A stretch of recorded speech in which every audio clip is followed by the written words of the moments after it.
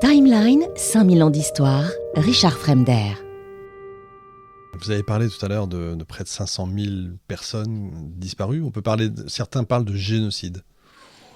Est-ce qu'on peut dire les choses? Non, je pense que Ça n'a rien à voir. je pense que ces 500 000 personnes. Non, il y a pas de volonté. On est d'accord. Pour qu'il y ait génocide, il faut une volonté. Oui, il faut une volonté D'éradiquer. Et alors qui est demandée par certains. Moi, j'ai retrouvé dans des archives ou dans des articles de journaux certains colons français qui demandent ou qui disent que la meilleure façon de régler le problème, c'est de faire comme les Américains avec les Indiens, de les refouler, de les massacrer, de les mettre dans des réserves, et de procéder. Oui, là, on peut utiliser, même si le mot n'est pas encore développé, le terme de génocide. Oui, mais c'est pas parce qu'un crétin, quelque part, le dit, oui, c'est pas un des politiques non, dirigeants, c'est ça. Il n'y a pas de texte provenant de Paris ou d'Alger appelant à une disparition de la communauté musulmane, comme on disait. Ouais.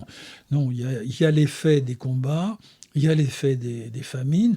Il y a par exemple en 1867-68 des terribles épidémies de typhus, etc., qui vont aussi faire toucher essentiellement la population musulmane. Et après cette dernière grande saignée, là, par contre, la démographie des musulmans d'Algérie, comme on disait à l'époque, va renaître, va se développer jusqu'à atteindre donc les 9 millions pour 1 million d'Européens à la fin des années 1950. Et là, évidemment, ça va changer. La colonisation agricole, j'imagine, a redessiné pas mal la géographie du pays, on s'en doute, là, cette fois profondément. Oui, alors c'est une colonisation agricole, agraire, sous deux modèles en quelque sorte. Il y a les grandes propriétés latifondières, par exemple dans la Mitidja ou dans le développement de la viticulture, dans l'Oranais par exemple, où là on va avoir de grandes propriétés. Puis ailleurs, particulièrement dans l'Est, on aura des plus petites propriétés de colons, de blédards qui vont être là, dans des conditions parfois difficiles, mais soutenus par l'administration, soutenus y compris par l'argent de la métropole, vont se maintenir un certain temps. Mais ce qu'on voit après la Seconde Guerre mondiale, et après ce que vous évoquiez, mais on va en reparler, 1945, c'est qu'une partie de ces petits propriétaires, de ces colons européens, vont commencer à se défaire de leurs propriétés qui vont être rachetées par ceux qui en avaient été chassés précédemment. Donc en fait, sur le long terme, on peut presque imaginer que ces blédards des campagnes, ces colons européens, auraient peu à peu disparu et les terres seraient revenues à leurs anciens propriétaires. Pas les grandes propriétés, évidemment, pas les immenses fortunes qui vont se faire sur le tabac, la vigne, le blé, etc. Mais la fin des petits colons est déjà annoncée au lendemain de la Seconde Guerre mondiale. Bled, ça veut dire village? Oui, le bled. Parce que ça fait partie de tous ces mots. Alors là aussi, il y a une conséquence. Qui sont arrivés chez nous. Qui sont arrivés, le toubib, le kleps. Le toubib, je ne savais pas. Le toubib, c'est rigolo. C'est le ferfissa, etc. Le kawa. Ou le kawa. C'est vrai. Non, on a tout un vocabulaire qui va peu à peu rentrer dans le français courant et qui vient de cette période. D'accord. Et en parallèle, il y a cette fameuse mission civilisatrice. Qu'est-ce que c'est que ça? Parce que pour nous, aujourd'hui, ça nous paraît totalement invraisemblable. Il faut se remettre, surtout pas juger avec nos yeux d'aujourd'hui, se remettre dans l'époque. Qu'est-ce que c'est la mission civilisatrice d'un peuple? La mission civilisatrice, ça va être l'éducation, par exemple, et ça va être la santé. Donc transformer, en fait, en profondeur. Oui, c'est-à-dire aider. Prenons la médecine, par exemple. C'est vrai que quand se crée l'Institut Pasteur à Alger, que des hôpitaux commencent à véritablement exister, cela va profiter à la population générale, pas seulement, évidemment, uniquement à la population européenne. Et les textes soulignent bien que, la France a installé des hôpitaux alors qu'il n'y en avait pas un seul, ce qui est vrai du temps de la Régence d'Alger, que la France a apporté la santé, l'assainissement, l'urbanisme, des moyens de transport modernes, un réseau de chemin de fer, des infrastructures nouvelles, à apporter aussi l'éducation, etc. Et c'est ça la civilisation. Bien sûr. Et puis la civilisation ne peut être que la culture occidentale. Ça ne peut pas. Oui. Et en plus, alors, là aussi, ce qui est sous-jacent, c'est qu'en gros, il y a tout un discours, là, particulièrement au début du XXe siècle et entre les deux guerres mondiales, mais déjà un peu avant. En gros, nous revenons chez nous. En fait, il n'y a pas véritablement conquête.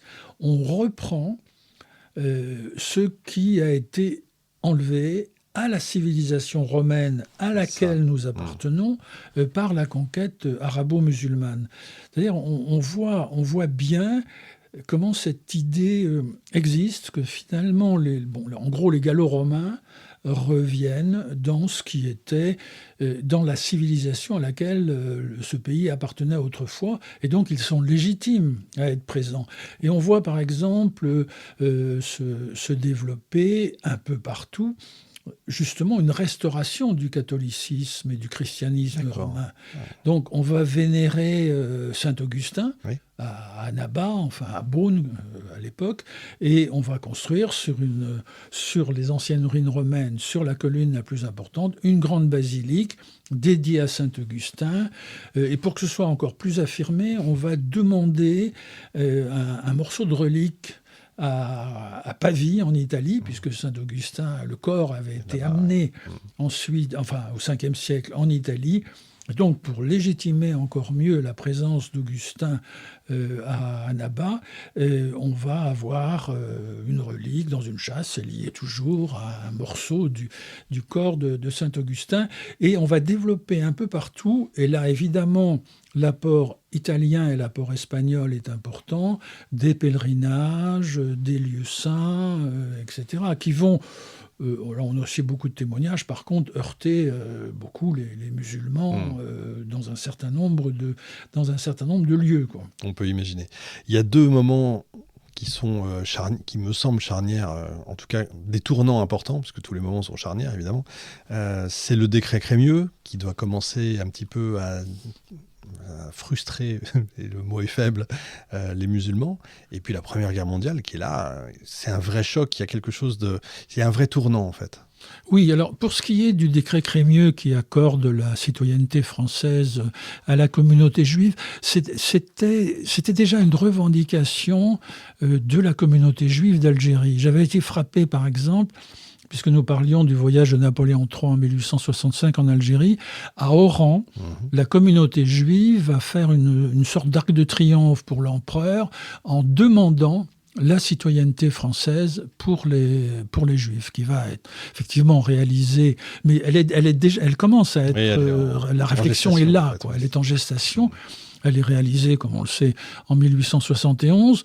La question est effectivement, comme vous dites, de savoir si ça a véritablement choqué ou été considéré par la communauté musulmane comme une frustration. Les textes de l'époque ne l'analysent pas tout à fait comme ça. C'est-à-dire, en gros, que les Juifs deviennent français, ça pouvait être aussi, ça ne nous étonne pas d'eux, quoi. Parce que, vous voyez ce que... Oui, je vois tout à fait.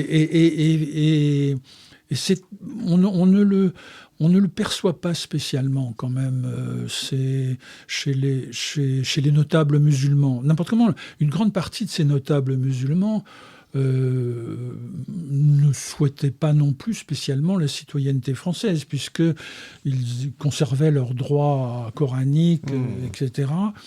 Et alors pour un certain nombre d'entre eux, si, parce que ils vont se rapprocher du pouvoir en place. Mais je suis pas sûr que le décret Crémieux était une véritable rupture à l'intérieur des communautés indigènes, pourrait-on dire, de l'Algérie. La Première Guerre mondiale, c'est différent.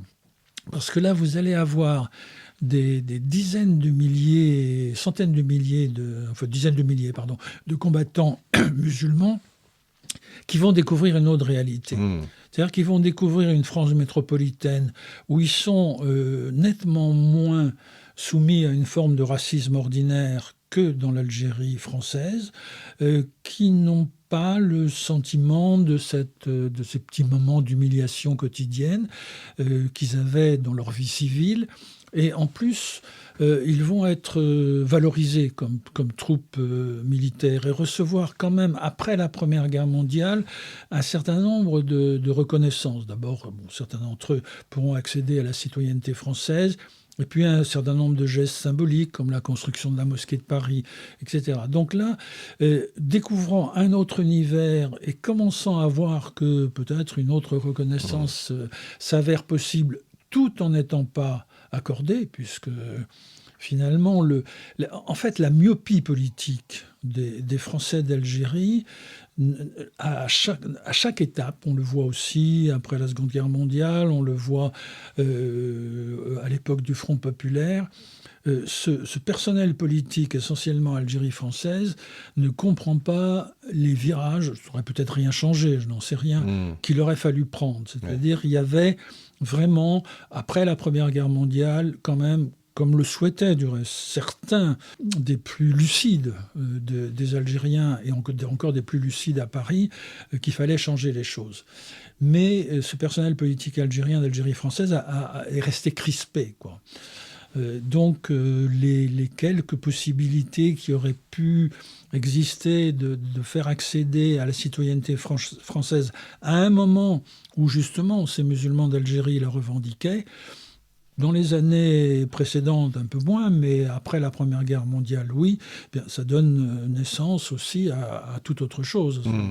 Ça devient une idée nationale, et plus seulement en lien avec la France, et plus seulement... Alors, c'est vrai qu'on le voit encore chez un certain nombre d'Algériens, simplement la volonté d'être assimilés à la France, de devenir citoyen français et de constituer un ensemble particulier.